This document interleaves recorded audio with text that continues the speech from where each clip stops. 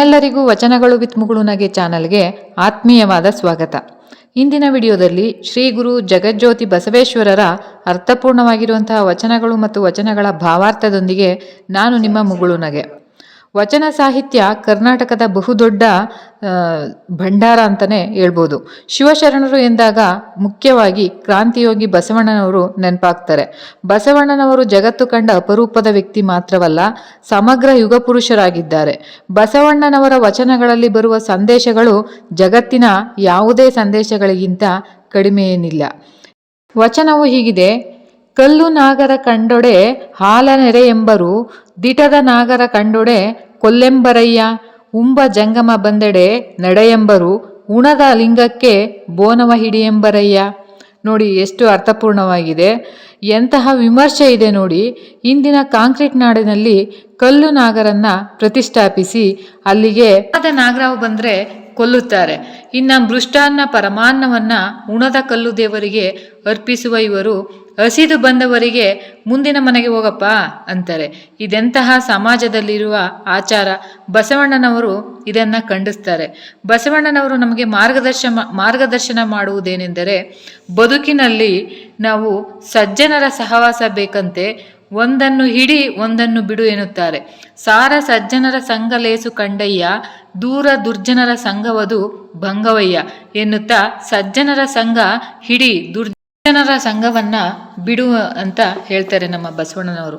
ಮತ್ತೊಂದು ವಚನ ಹೀಗಿದೆ: ಮಾಡಿ ನೀಡಿ ಲಿಂಗವ ಪೂಜಿಸಿಹನೆಂಬರು, ನೀವೆಲ್ಲ ಕೇಳಿರಣ್ಣ, ಹಾಕದ ಕೆರಹ ಹೊರಗೆ ಕಳೆದು ದೇಗುಲಕ್ಕೆ ಹೋಗಿ ದೇವರಿಗೆ ನಮಸ್ಕಾರವ ಮಾಡುವವನಂತೆ, ತನ್ನ ಕೆರಹಿನ ಧ್ಯಾನವಲ್ಲದೆ ದೇವರ ಧ್ಯಾನವಿಲ್ಲ, ಇರಿಸಿದರೆ ಭವ ತಪ್ಪದು, ಕೂಡಲ ಸಂಗನ ಶರಣರಿಗೆ ಸವಿಸಲೇಬೇಕು.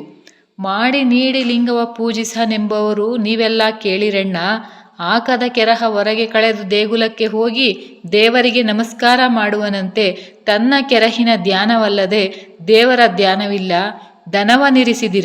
ಇರಿಸಿದರೆ ಭವ ತಪ್ಪದು, ಕೂಡಲ ಸಂಗನ ಶರಣರಿಗೆ ಸವಿಸಲೇಬೇಕು ಅಂತ ಹೇಳ್ತಾರೆ. ಅಂದರೆ ಈ ವಚನದಲ್ಲಿ ಅನೇಕ ರೀತಿಯಿಂದ ಲಿಂಗ ಪೂಜೆ ಮಾಡಿರುವೆ, ಎಲ್ಲರೂ ಕೇಳಿರಿ, ಪಾದರಕ್ಷೆಗಳನ್ನು ಗುಡಿಯ ಹೊರಗೆ ಬಿಟ್ಟು ಗುಡಿಯಲ್ಲಿ ಹೋಗಿ ದೇವರಿಗೆ ನಮಸ್ಕಾರ ಮಾಡುವಾಗ ಅವರ ಚಿತ್ತವು ಪಾದರಕ್ಷೆಗಳ ಮೇಲಿರುವುದಲ್ಲದೆ ದೇವರ ಮೇಲಿರುವುದಿಲ್ಲ.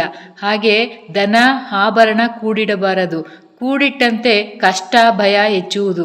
ಆದ್ದರಿಂದ ಆ ಧನವನ್ನು ಕೂಡಲ ಸಂಗನ ಶರಣರಿಗೆ ಖರ್ಚು ಮಾಡಿ ಇಹಪರ ಸೌಖ್ಯದ ಬುತ್ತಿ ಹಾಕಿಸಿಕೊಳ್ಳುವುದು ಶ್ರೇಷ್ಠ ಅಂತ ಈ ವಚನದ ಅರ್ಥ ಆಗಿದೆ.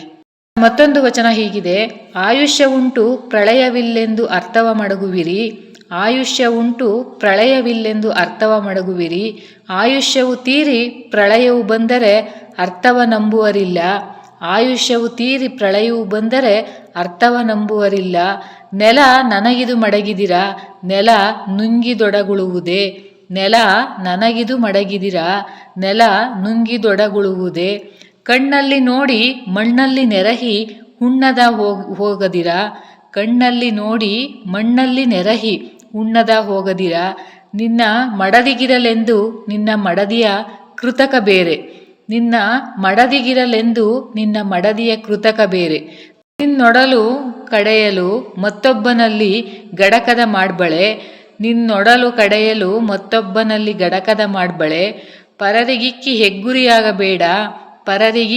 ಹೆಗ್ಗುರಿಯಾಗಬೇಡ, ಕೂಡಲ ಸಂಗನ ಶರಣರಿಗೊಡನೆ ಸವಿಯುವರು, ಕೂಡಲ ಸಂಗನ ಶರಣರಿಗೊಡನೆ ಸವಿಯುವರು.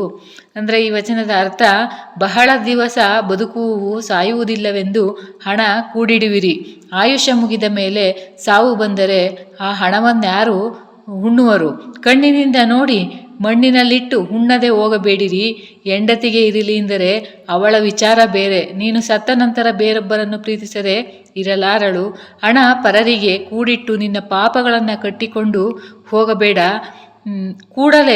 ಕೂಡಲ ಸಂಗನ ಶರಣರಿಗೆ ಖರ್ಚು ಮಾಡಿ ಮುಕ್ತಿಯ ಮಾರ್ಗ ಸುಲಭ ಮಾಡಿಕೋ ಅಂತ ಈ ವಚನದಲ್ಲಿ ಅರ್ಥಪೂರ್ಣವಾಗಿ ಬಸವಣ್ಣನವರು ಹೇಳ್ತಾರೆ. ವಚನದ ಮುಖಾಂತರ ಬಸವಣ್ಣನವರು ನಮಗೆಲ್ಲ ಅರ್ಥಪೂರ್ಣವಾಗುವಂತೆ ಹೇಳಿದ್ದಾರೆ. ಪೂರ್ತಿ ವಿಡಿಯೋ ನೋಡಿದ ನಿಮಗೆಲ್ಲರಿಗೂ ಹೃದಯಪೂರ್ವಕ ಧನ್ಯವಾದಗಳು. ಎಲ್ಲರಿಗೂ ಕೂಡ ಶರಣಾರ್ಥಿಗಳು.